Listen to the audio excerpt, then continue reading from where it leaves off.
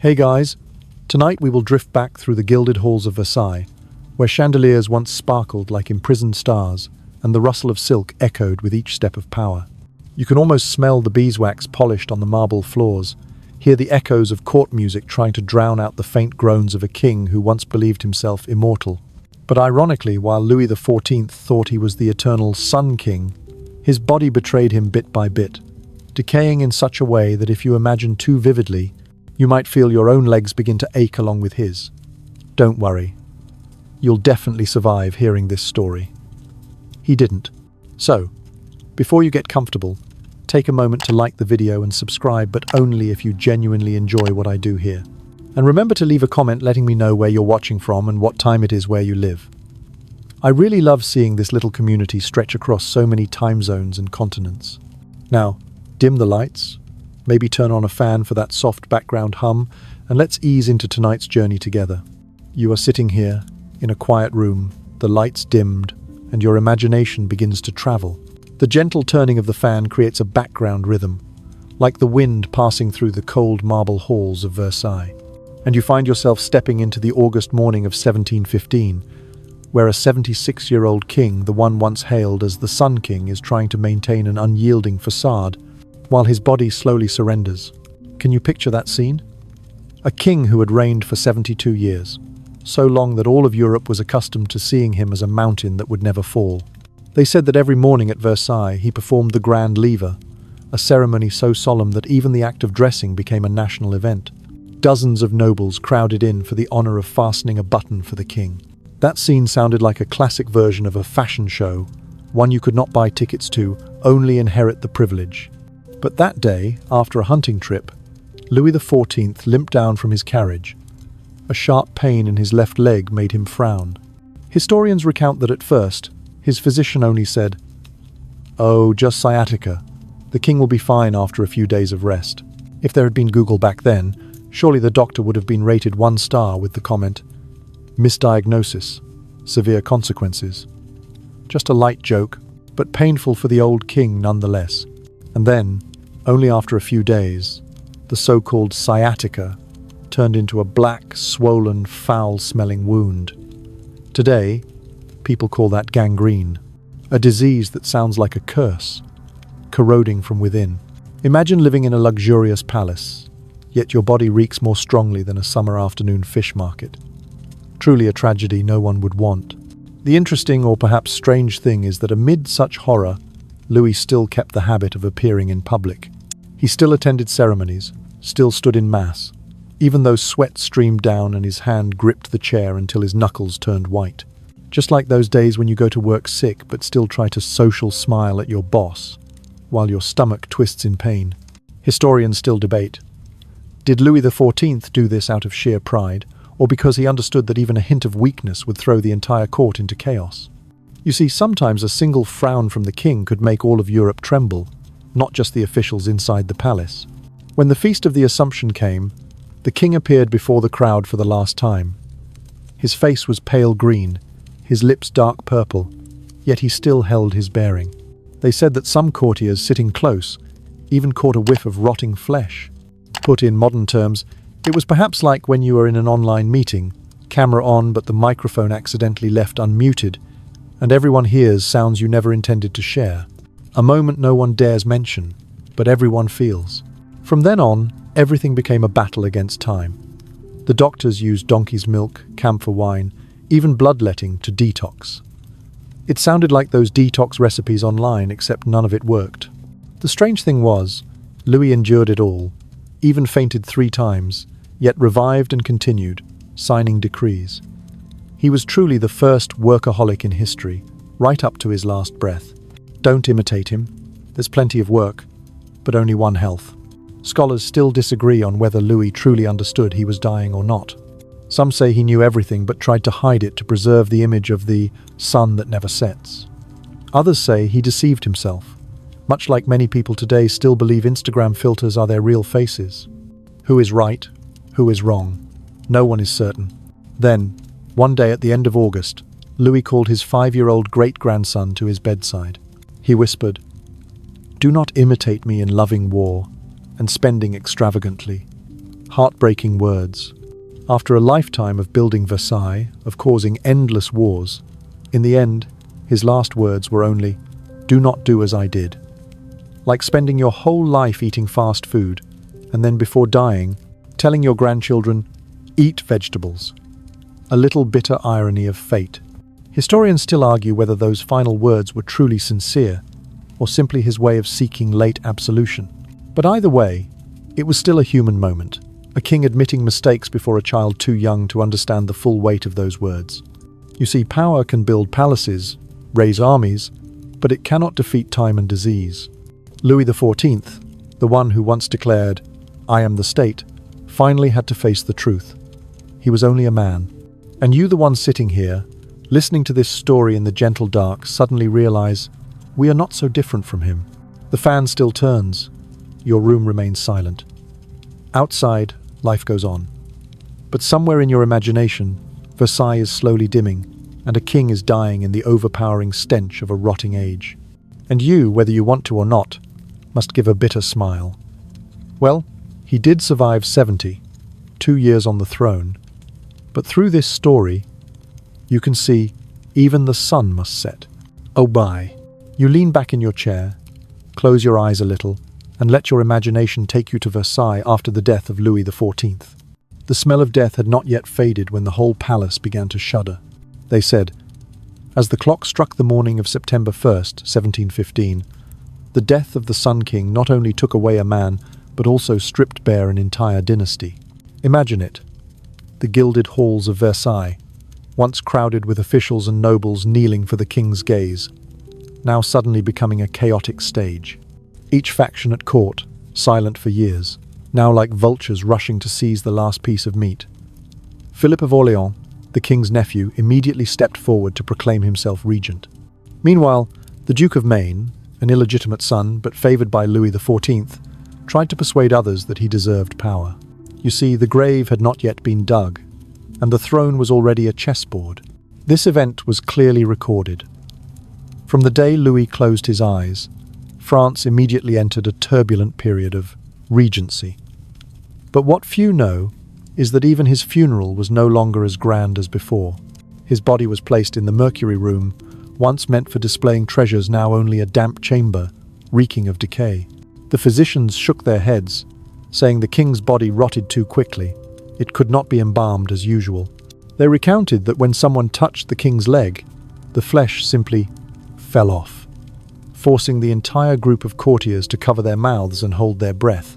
That scene was nothing less than a dark joke of fate. And of course, historians still debate, was the rapid decomposition caused by gangrene, or did the physicians use the wrong embalming solution? There is no definite answer. But you can imagine the embarrassment. A king who once saw himself as the embodiment of divinity, in the end becoming a corpse no one dared approach. Grimly comic, yet true. Meanwhile, outside in Paris, the city seemed to sigh with relief. The people were exhausted from endless wars and crushing taxes. Some wept, but many rejoiced. Think of it like when a big boss who forced employees to work 24 divided by 7 suddenly retires. Some feel sorrow, but most whisper, "At last, we're free." The interesting thing is, Versailles, after the death of Louis XIV, quickly fell into desolation. The palace that had been the symbol of power now became an empty shell. They said the glittering banquets, the balls that lasted until dawn, all disappeared, replaced by empty, dusty rooms. You could picture it like a shopping mall once packed with customers, suddenly bankrupt, leaving only flickering lights and old signs. Scholars still disagree about the political impact after the death of Louis XIV. Some say his passing opened the way for reform and greater flexibility in government, but others argue it was only the beginning of another tragedy, a court growing weaker and weaker, sowing the seeds for revolution. You see, even the death of one man can be reviewed with mixed opinions, just like today's blockbuster films. And then, the little 5-year-old king, Louis XV, was placed on the throne. A child sat on a gilded throne, surrounded by aged faces, full of ambition, whispering their schemes. That scene was both humorous and tragic. Imagine, a boy who didn't yet know how to tie his own shoes had become the master of France. If compared to today, it would be like giving a preschooler lifetime access to Netflix. Surely he would only choose cartoons. However, the strange thing is that it was Louis XV's innocent gaze that gave many people hope. They whispered, "Maybe this boy will do better than his great-grandfather." But then, history you already know. Hope is sometimes only an illusion. And you, the one listening, do you realize something? The death of Louis XIV was not only the death of a man, but the moment an entire idea wavered. Absolute power, once thought immortal, was now broken by something simple: disease and time. Even the Sun King could not resist the laws of nature. And you, as you hear this story, perhaps also feel your heart soften a little. After all, even the most powerful are no different from us. Before Louis XIV became the Sun King and died in the tragedy of decay, he was once a child, a young man trembling before the vast throne. So, where did his journey begin? Childhood in a time of turmoil. You see, Louis XIV was not born into a peaceful France. He was born on September 5th, 1638, at Saint-Germain-en-Laye, after 23 years of King Louis XIII and Queen Anne of Austria waiting for a child. The entire court called him the miracle child, a gift from God. It seemed everything would be rosy, but from early on, Louis tasted chaos. When he was only 4, his father died.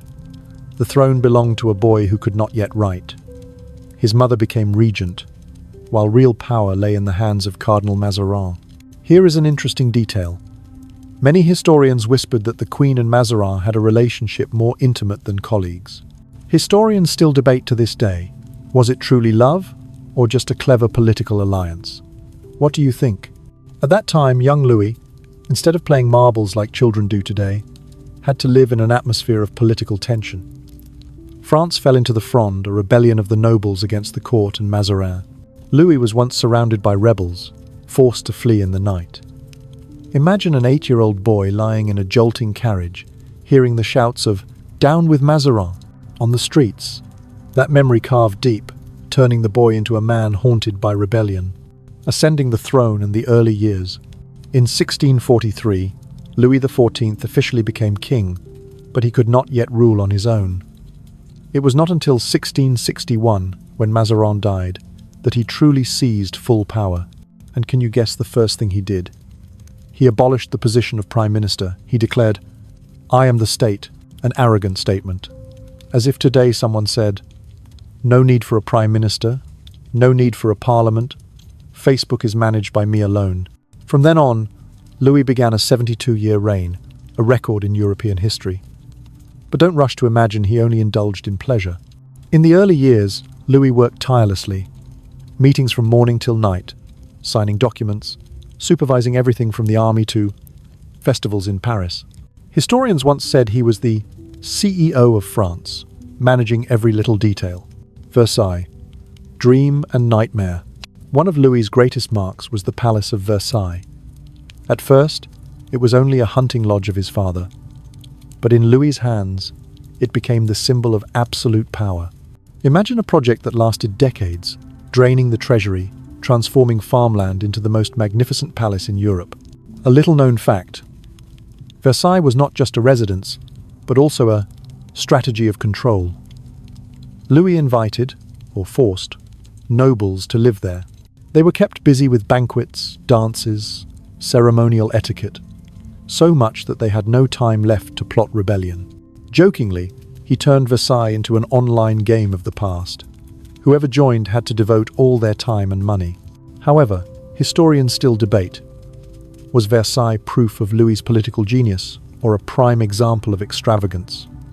Because while Versailles glittered, the people outside bent under the weight of taxes. The War King, Louis XIV, was not only passionate about architecture, he was also addicted to war. In the first 54 years of his reign, almost every year, he was entangled in conflict. He waged many wars to expand France's borders. The Dutch War, the War of the Spanish Succession. One memorable official event. In 1681, he seized the city of Strasbourg and turned it into French territory. This was a major geopolitical turning point, striking fear into neighboring countries. The strange thing is, even though war drained men and money, Louis still held grand celebrations when victorious. People said he once invited the entire court into the gardens of Versailles to watch fireworks explode like thunder. If he lived today, surely he would live stream entire battles on TikTok to show off to the people. Historians still debate, was he truly a military genius or merely a power addict? Because endless wars left France's treasury exhausted, the people starving, and planted seeds of discontent for the future. Private life and secrets of the court. Now sit up a little straighter, because this part has plenty of drama. Louis XIV had an official wife, Maria Theresa of Spain, but his love life was much more complicated. He had a series of famous mistresses, Louise de la Vallière, Madame de Montespan, and later Madame de Maintenon. A little-known detail, Louis XIV had at least 16 illegitimate children, and he even legitimized some of them, granting them titles and lands. You see, at Versailles, there were not only political intrigues, but also endless romantic series. Researchers still argue about the role of Madame de Maintenon. She secretly married Louis after the Queen died, and many believe she strongly influenced his religious policies, especially the revocation of the Edict of Nantes, the persecution of Protestants. This was a highly controversial decision, driving hundreds of thousands of Huguenots to flee France, depriving the country of many craftsmen and intellectuals. A two-faced king. You can picture Louis XIV as two people in one body. On one side, the dazzling king, lover of the arts, patron of Molière, Racine, Lully, turning France into the cultural center of Europe. On the other side, the war addict, burdening the people with taxes, leaving the country exhausted. And it was precisely this contradiction that created his strange allure. He was both worshipped as the greatest king and cursed as the one who ruined France's future. You see, from a boy who nearly died in the Fronde Rebellion, Louis XIV became the longest reigning monarch in European history, building Versailles, expanding territory, while also sowing the seeds of future collapse. His life was like an epic film, with glory, with darkness, and with tragedy in the final act. You take a deep breath, close your eyes, and let the steady hum of the fan carry you back to the 17th century. After a turbulent childhood, Louis XIV had now grown, standing firm on the throne of France. And this is the part where the radiance of the Sun King began to blaze, making all of Europe both admire and fear him. Court ritual, where power turned into theatre. Imagine a morning at Versailles. As the sun just rose, there was not only birdsong but also the sound of shoes tapping on the polished wooden floors. Nobles, officials, and even the lucky few chosen lined up outside the king's bedroom. They did not come to discuss state affairs, but to watch the king wake up. That's right, the grand lever, the waking ceremony, was the moment all of France awaited. Louis XIV turned his own life into a giant stage play. From putting on a cloak, fastening a button, to strolling in the gardens of Versailles, everything had a script, everything had an audience. They said that simply being given the honor of handing the king a pair of shoes was enough for a noble to feel like winning the lottery. The interesting part is, Louis did this not because he liked being watched like a modern celebrity. He understood that in this way, the power of the nobles would be neutralized. They were too busy chasing rituals, flattering, competing for supporting roles in the Versailles play, to have any time left to plot rebellion. Historians still debate, was this Louis's political genius, or just an extravagant show-off? Whatever it was, you must admit, he turned the court into the most captivating reality show in Europe at the time. Military peak, from glory to exhaustion. After shining brightly in the light of the court, Louis decided to bring that glory to the battlefield. He did not just want to be the center of Versailles, but the center of all Europe. One official event, the Franco-Dutch War, 1670–1678. Louis attacked the Netherlands with ambitions to expand borders and prove France's strength. He donned gleaming armor, personally led troops, and did not hesitate to have portraits painted of himself in heroic poses. If Instagram had existed back then, surely his account would have been filled with pictures tagged number King on Fire, number Conqueror Mode. The result? At first, victories, but gradually the European alliance against him grew. The Netherlands, Spain, Austria, England, Louis alone against nearly half the continent. And war, of course, was not a free game. Taxes rose. People starved. The treasury drained. A little-known fact: Louis XIV once seized Strasbourg, 1681, without firing a shot. He even organized a grand festival to celebrate the annexation, turning a political event into a cultural party. But think about it. The people of Strasbourg probably weren't too happy to wake up and discover they had become French overnight. Historians still argue, was Louis truly a military genius, or just a gambler who left France depleted?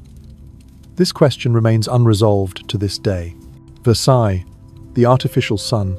When not at war, Louis poured his energy into Versailles.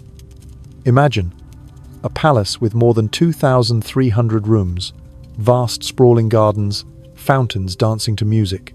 Versailles was not only a residence, it was a symbol of power, a giant Instagram feed to show off to all of Europe. Behold me, the Sun King. The strange thing, to sustain Versailles, Louis had to set a schedule, nearly public 24 divided by 7. The people of Paris could come to watch him stroll, dine, even join in lavish parties. Some scholars say he invented the concept of the public star. But Versailles was also a trap. It swallowed the treasury, weakening France's economy. The suffering people looked at the palace glowing like heaven, while they ate thin gruel. Imagine your whole village scraping together every coin to build a gilded mansion for one person while you sleep in the fields. A little hard to swallow, isn't it? The reluctant actor king. Louis XIV was not only a king, he was also an actor. He once performed in ballet, in which he played the role of Apollo, the sun god. From there, the nickname Sun King was born. You see, personal branding was not an invention of the 21st century. Louis had already turned himself into a living logo 300 years ago. Researchers still debate. Did Louis truly believe he was the embodiment of Apollo, or did he just use that image to embellish his power? Either way, the image of the Sun King was deeply imprinted in the minds of all Europe, a political brand so successful that few could match it. You might smile bitterly when you see the circle. Louis XIV shone as brightly as the sun at its peak. But the brighter he burned, the more he consumed the treasury and the people. And when the light went out, splendid Versailles was left only with the echoes of wasteful footsteps. Louis XIV officially ascended the throne in 1661, after the death of Cardinal Mazarin. What you need to picture is this. Before that, France had always been accustomed to having a chief advisor, from Richelieu to Mazarin, figures who practically ruled in place of the king. But Louis XIV decided to abolish the position of prime minister. He declared outright, "I will govern myself." It sounded simple, but it was a silent revolution. It transformed an already strong monarchy into an absolute monarchy, where all power was concentrated in a single point. Imagine a large company with a CEO, deputy directors, and a board of governors. Suddenly, the owner says, "No more. I will sign everything, approve everything, from global strategy to the choice of tablecloth color." It sounds exhausting, but Louis enjoyed it. He held meetings from early morning, approved documents until night, checked every tax figure, every military decree. Some scholars called Louis the most powerful paperworm in Europe. To control politics, Louis first needed to control the nobility.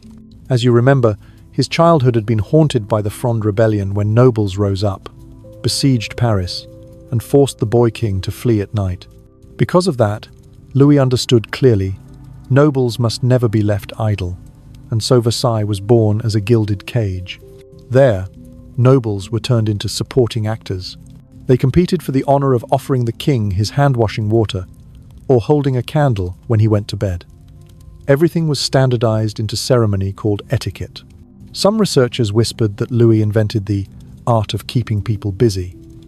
He kept nobles close by, gave them honorary privileges, but absolutely did not allow them to participate in real governance. And thus, gradually, the class that had once caused rebellion in his childhood could only bow their heads, paint their faces, and attend balls. The second class Louis needed to control was the officials and councils. France had many long-standing administrative bodies, from the Parliament of Paris to local councils, but Louis did not let them have full authority.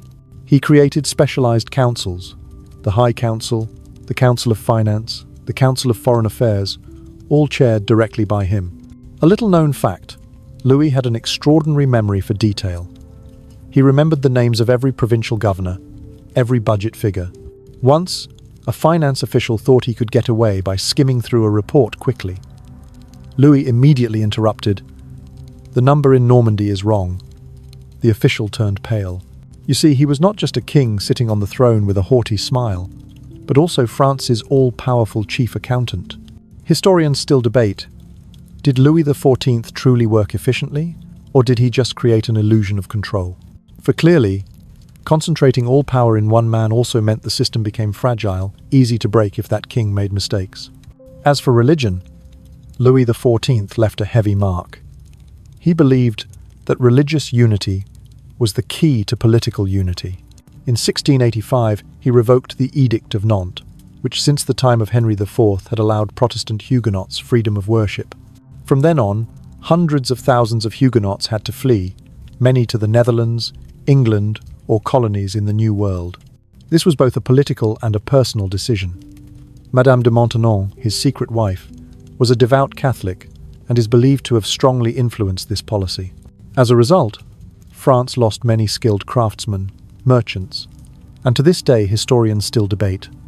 Did Louis do this out of the ideal of unity, or was he merely obsessed with religious belief and his wife's influence?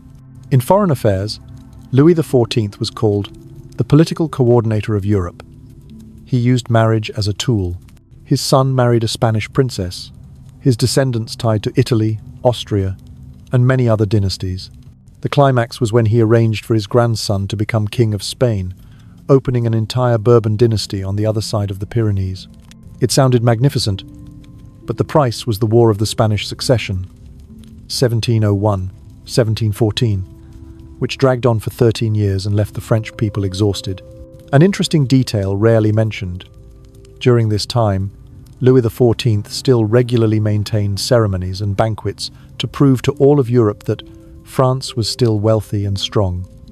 Indeed, the communication strategy of beautiful online, ruined in real life already existed in the 17th century. You see, politics under Louis XIV was a blend of absolute control, ostentatious ritual, and personal belief. It succeeded in creating a powerful, prestigious France and turned the king into the center of everything. But it also sowed the seeds of collapse. The treasury drained, the people resentful, and a system too dependent on one man. Today, historians still debate, was Louis XIV a political genius or a blind autocrat? The answer perhaps lies in between. He was both the one who elevated France and the one who pushed it to the brink. And it was precisely this contradiction that made Louis XIV so fascinating a man. An era, a sunlight both radiant and consuming. You close your eyes, let the fan's faint vibration serve as a background rhythm, and your imagination carries you deep into the inner chambers of Versailles.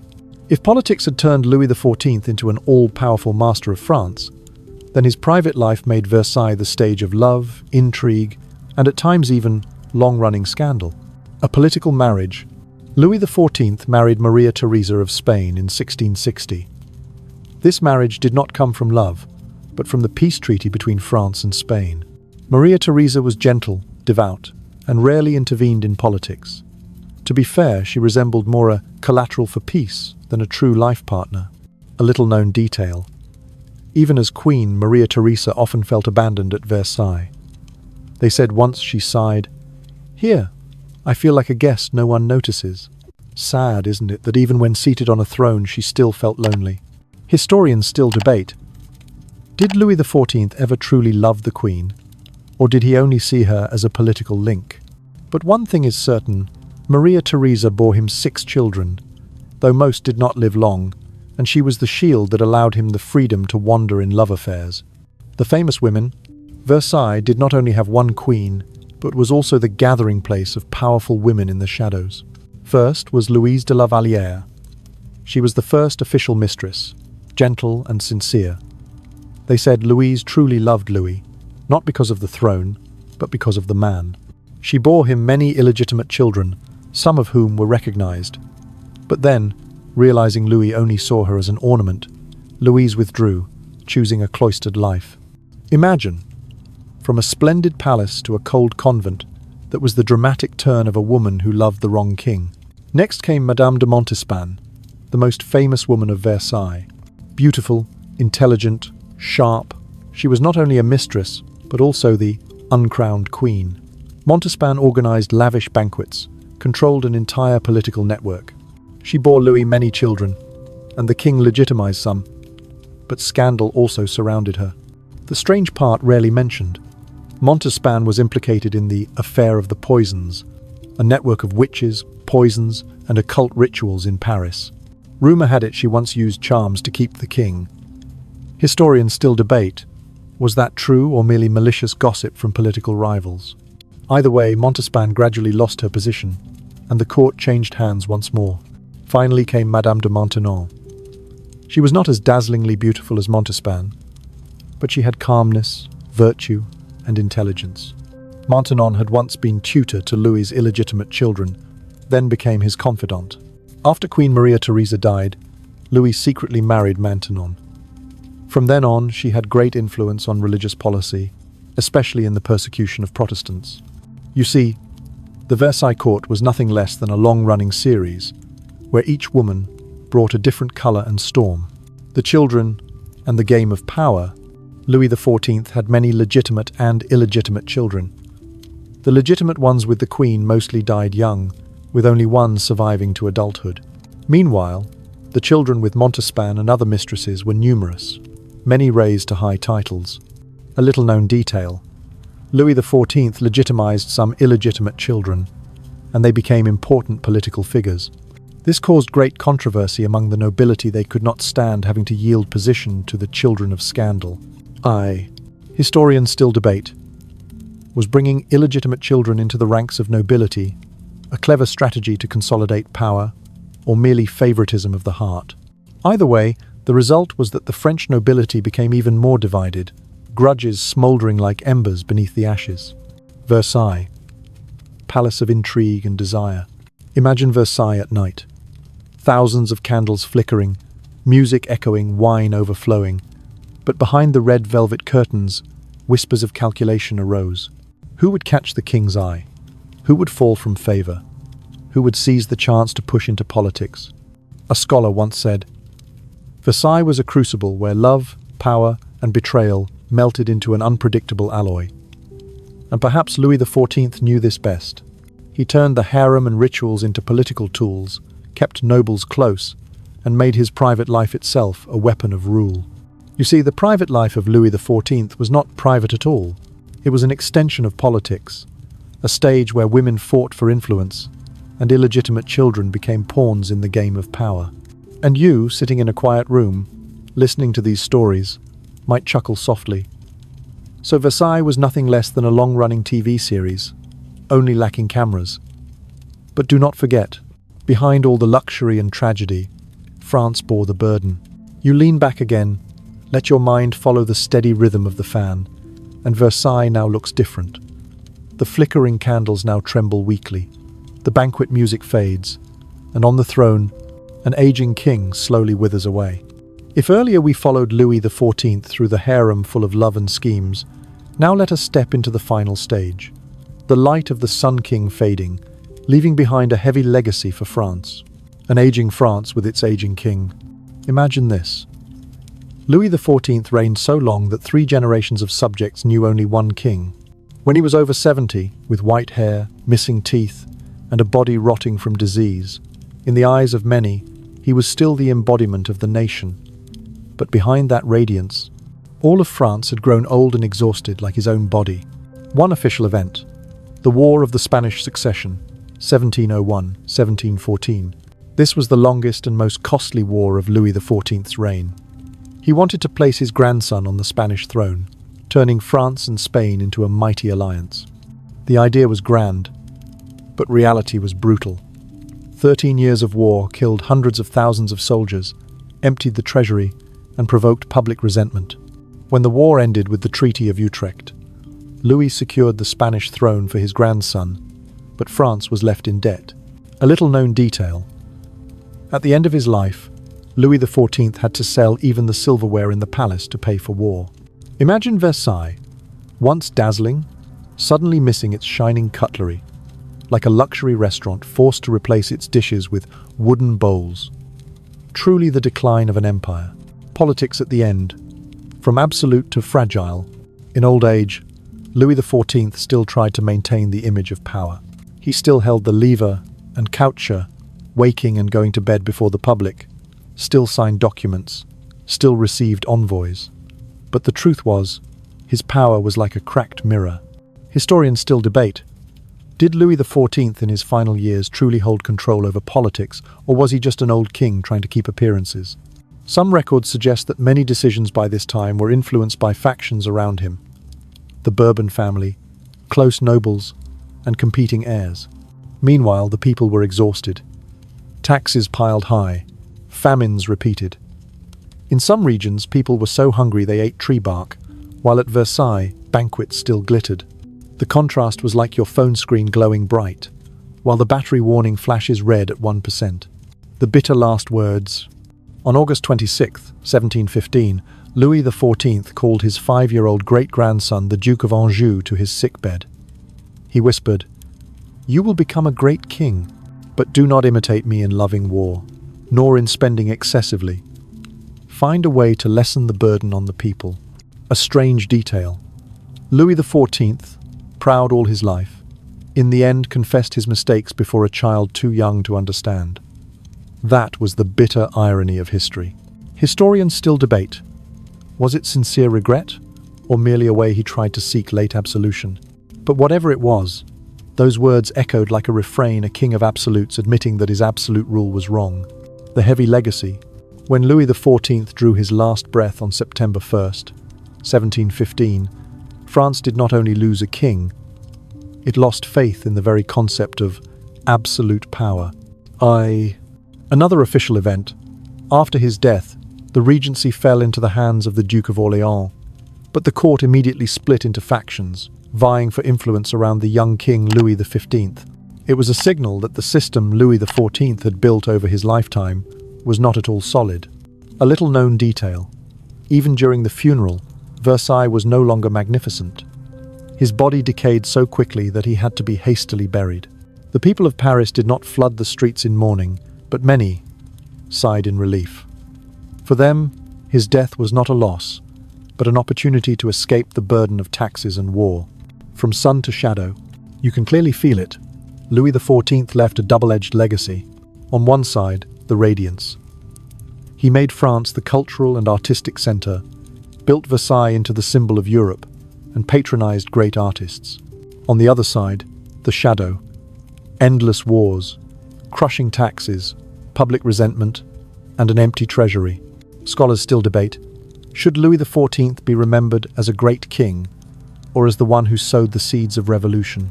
For nearly 75 years later, when the French Revolution erupted in 1789, Versailles became a hated symbol, and absolute power became a bitter lesson. You see, politics under Louis XIV was a long tragedy, beginning with the radiant light of the sun, ending in darkness and the stench of death. And as you sit in this quiet room, listening to the steady hum of the fan, perhaps you also smile lightly. After all, even kings who thought themselves immortal, in the end, had to admit their mistakes like any other human being.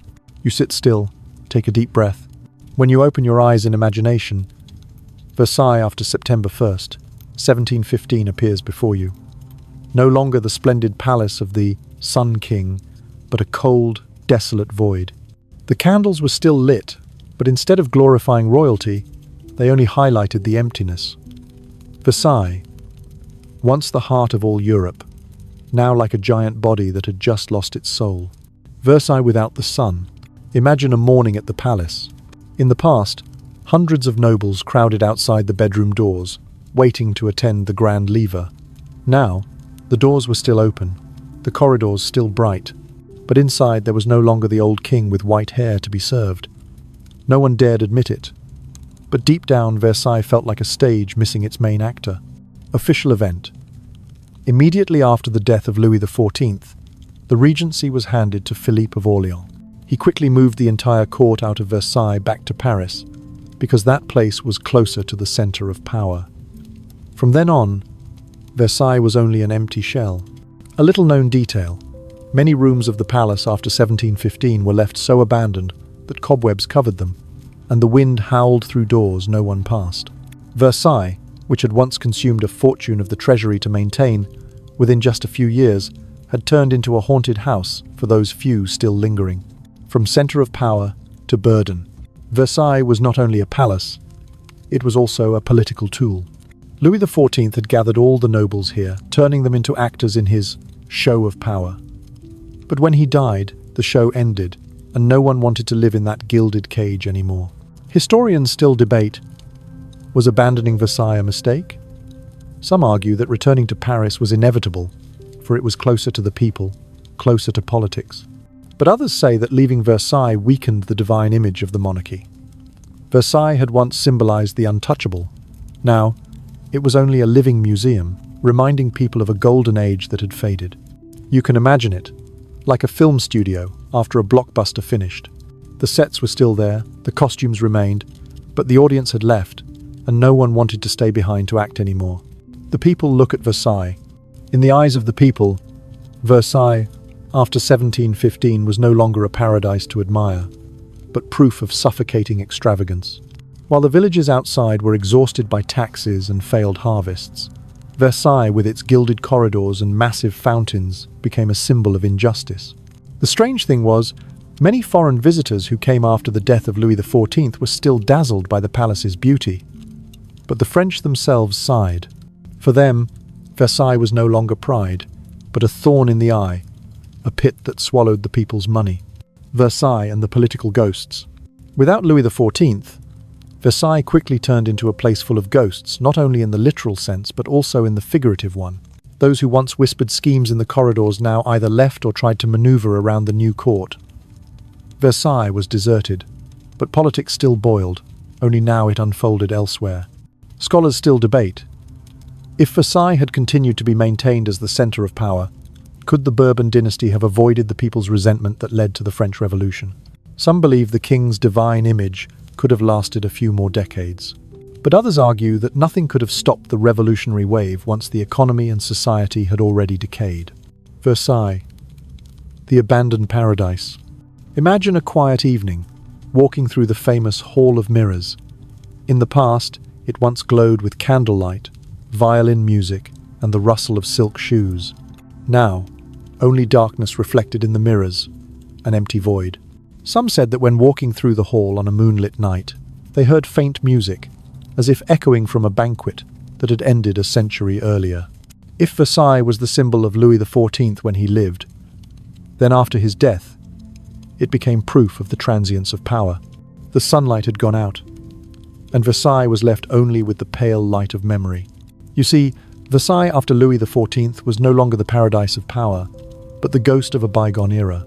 And as you sit in this quiet room, listening to the faint hum of the fan, you realize palaces may endure, but power does not. It blazes for a time, then fades, leaving cold walls and gloomy memories for the generations after. You let your imagination drift again, this time not stopping in the cold corridors of Versailles, but turning toward the future of France. When the Sun King had dimmed, what he left behind was not only a gilded palace, but also a deep political, social, and psychological legacy, the seed that would later grow into the storm of the French Revolution of 1789. A double-edged legacy. Louis XIV, in the eyes of Europe, was the king who raised France to the height of power. He turned the country into a cultural and artistic center, built Versailles as an eternal symbol. But it was also he, through ambition in war and extravagance, who left behind a legacy full of contradictions, radiant light on the outside, and smouldering cracks within.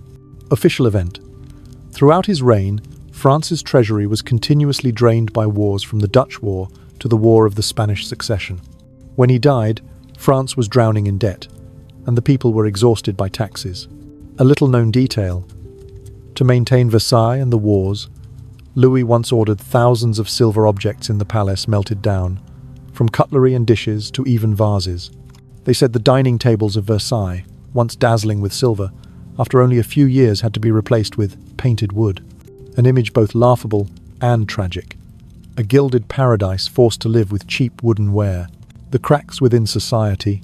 The absolute concentration of politics in the king gradually weakened counterbalances. Nobles were trapped in the whirlpool of rituals, while the people bore heavy taxes. The peasantry bent under the weight, the townsfolk grew resentful, and the emerging intellectuals began to ask, if the king can make mistakes, does he truly hold power from God? Historians still debate. Did the people's discontent begin already in the late 17th century? Or did it only erupt strongly after the death of Louis XIV? Either way, one truth remains. His reign planted the seeds of thought against absolute power. Versailles, symbol of division. In the eyes of commoners, Versailles was no longer pride, but a wound. The dazzling palace stood in total opposition to the misery outside. The people saw Versailles as a different planet, where the king and nobles lived in luxury while they struggled with hunger and cold. A strange detail. At one point, the cost of candles for a single banquet at Versailles equaled a peasant's entire year of wages. Imagine surviving on thin gruel, then hearing that one palace party consumed the value of your life's labor. No wonder faith eroded. The seeds of revolution, the idea that the king is the embodiment of the nation, had once been a pillar. But the horrific death of Louis XIV, his body rotting, his corpse stinking within the gilded palace, accidentally shattered that sacred image. If a king thought to be immortal could die like any commoner, then absolute power was no longer sacred. Scholars still debate. Was Louis XIV truly the forerunner of the revolution? Some say he left a country too exhausted and depleted, making it impossible for later generations to recover. Others argue that it was precisely the brilliance of Versailles and French culture that sowed in the people a longing for a fairer, more progressive society. But one thing cannot be denied. When the cry of liberty, equality, fraternity rang out in Paris in 1789, the image of Versailles and kings like Louis XIV became targets to be overthrown.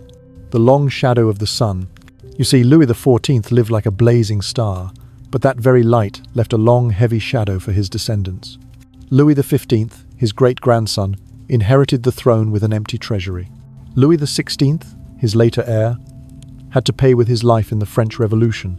From a king who proclaimed himself the state, the legacy Louis XIV left behind was a dynasty that no longer had a place in the hearts of the people. Versailles, the symbol of light, became the witness of decline. You sit still, listening to the steady hum of the fan, and perhaps smile bitterly. Power can light up an entire continent, but it can also burn itself out. Louis XIV, the Sun King, had sown seeds that more than 70 years later sprouted into a storm sweeping away the throne. You sit quietly, the turning fan like a distant background melody. Now, we will not only view Louis XIV through the eyes of the French people, but raise our gaze to observe this king through the lens of all Europe. Because Louis XIV was not only a king within France's borders, he was a phenomenon, a symbol that friends and enemies alike discussed, admired, hated, and sometimes feared. Portrait of a sun in Europe's eyes. In the 17th century, news spread slowly, but the fame of Louis XIV crossed borders faster than any carriage. He was called the Sun King, a nickname that evoked radiant light and implied that all planets, meaning the nations of Europe, had to revolve around him. One official event, Louis XIV, was the only French king of that time who forced every European court to adjust its foreign policy according to him. From London, Madrid, Vienna to Amsterdam, the name Louis was always at the center of negotiations. In Rome, even the Pope had to yield to him in conflicts over diplomatic protocol. A little-known detail, Louis XIV once ordered changes to the regulations of seating for ambassadors at international ceremonies. He demanded that French envoys sit in the highest position, closest to the king or pope, because France is the #1 nation. That seemingly small detail infuriated many European countries. Once in London, the French ambassador and the Spanish ambassador nearly had their guards open fire on each other just to decide who would ride in the carriage first. You see, diplomatic drama back then was no less intense than the tense press conferences of modern leaders. Scholars still debate. Was the nickname Sun King born because he truly thought himself the reincarnation of Apollo? Or was it merely a political marketing strategy? Either way, that image was etched deeply into Europe's collective memory. A king so dazzling it was impossible to ignore. Genius builder or dangerous tyrant? In the eyes of many European courts, Louis XIV was a great builder. He turned France into a cultural center. Molière's play, Lully's music, Racine's tragedy, magnificent Baroque architecture all spread across Europe. Princes and princesses everywhere imitated French style, from clothing, conversation to dancing the minuet. If you lived in 17th century Europe and wanted to be considered refined, you had to speak French, dress in Versailles fashion. Some scholars called this Louis XIV's soft conquest. Without swords or spears, he still made all of Europe follow French culture. You can compare it to the influence of Hollywood today. Film, fashion, language, all spreading globally. Versailles was the Hollywood of Europe at that time. But on the other hand, in the eyes of many countries, Louis XIV was a dangerous tyrant.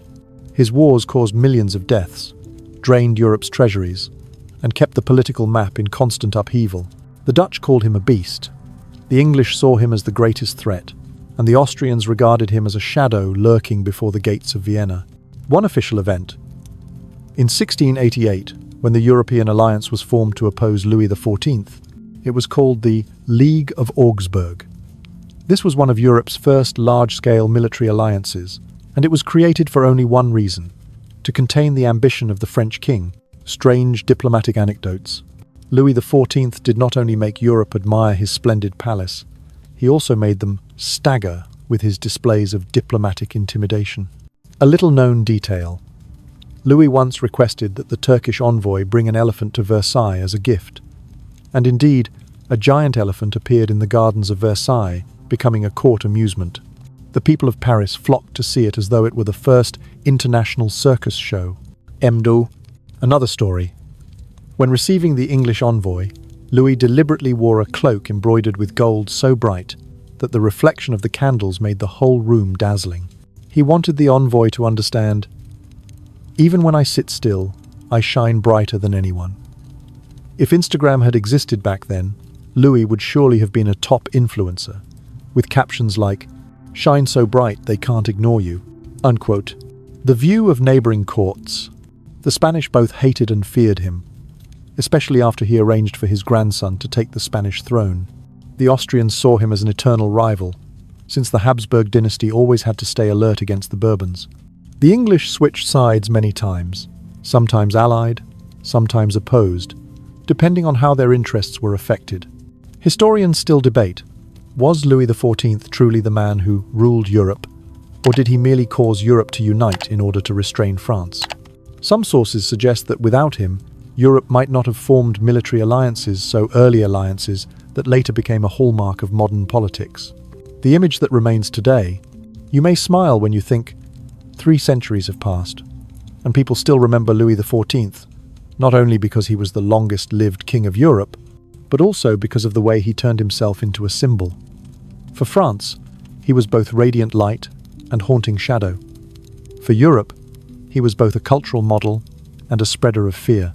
Versailles still stands today, welcoming millions of visitors each year. People marvel at the halls of mirrors, the vast gardens, and sometimes they whisper, "This was the stage of a king who believed himself the Sunday." And in the golden sunlight falling across the marble corridors, you can sense the irony of history. That light has long since gone out, but its shadow remains imprinted. You see, Louis XIV in Europe's eyes was a living paradox. Both a dangerous tyrant and a great builder, both a sower of war and a spreader of culture, both radiant as the sun, and leaving behind a shadow that stretched to the French Revolution. And as you sit in this quiet room, listening to the story, perhaps you also realize that is the fate of all absolute power, brilliant for a time, but unable to escape the harsh judgment of history. From a boy born into chaos, Louis XIV stepped onto the throne with the arrogant declaration, "I am the state." He controlled the nobility through Versailles, made all of Europe bow before French culture, and spread terror with unending wars. He was called the Sun King, the reincarnation of Apollo, the symbol of absolute power. But you and I both know, it was only a performance that lasted 72 years, staged with candlelight, music, and elaborate rituals. Behind that red velvet curtain, France groaned under taxes. Peasants were exhausted. The treasury was empty. Versailles was splendid, but outside lay impoverished villages and failed harvests. His absolute politics had planted the seeds of the cries for liberty, equality, fraternity more than 70 years later. The death of Louis XIV was also a cruel reminder.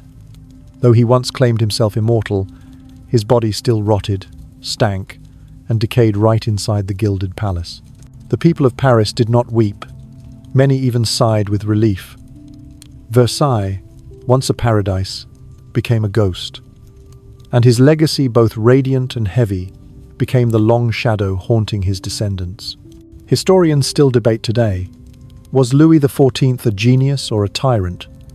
A builder or a destroyer? Perhaps he was all of them. For history is never only black or white. It always mingles light and shadow. And Louis XIV, the Sun King, was the clearest proof of that. You sit still, hearing the fans' steady rhythm. The story has closed, like candles fading in the grand hall of Versailles. But somewhere, among the rows of mirrors and gardens, the echoes of a time remain. The tapping of shoes, the music of dancing, and the sigh of an old king who once called himself the state. You smile softly. In the end, whether king or commoner, we are all but small beings before time. And in that smallness, perhaps we find peace.